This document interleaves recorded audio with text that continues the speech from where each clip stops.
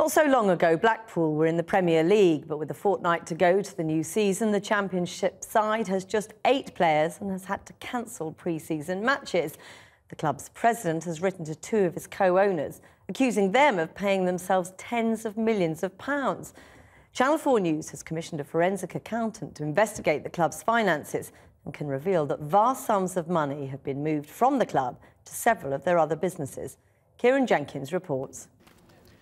From the sheds and porter cabins of Blackpool's training base, just 8 first-team players emerge.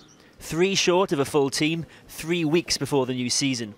Intriguing even in the surreal world of professional football, because Blackpool aren't a poor club, far from it. Few new arrivals today, definitely. Die-hard fans peering through the fence are unimpressed. How do you feel in your gut? Sick. Sick. Just sick. Honestly. Yeah, sick. it is. It's sick. It's sickening and it's embarrassing. What's gone so wrong? Mr. Oyston. The chairman?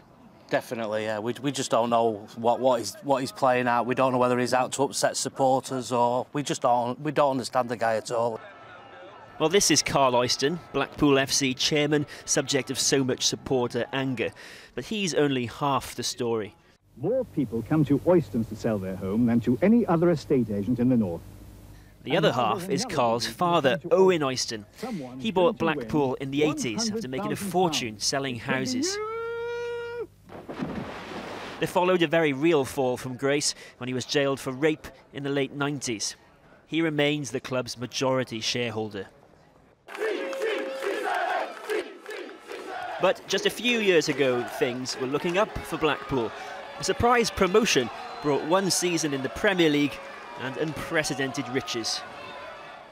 All that money, but at the club's centre of excellence, it's not just the spelling that leaves much to be desired. Quite frankly, these don't look like the training facilities of a team that was in the top flight just 3 seasons ago, nor a club that's received tens of millions of pounds in payments from the Premier League to adjust to life in the lower divisions. Fans hoped that money would secure this club's future. Instead, they're left asking the question, where on earth has all that money gone? As the Premier League money's been flowing in, Channel 4 News has learnt that huge sums have been flowing out of Blackpool Football Club.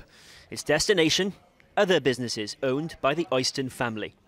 Unsecured, interest-free loans worth tens of millions have been made to the club's holding company, Segesta Limited, owned by Owen Oyston.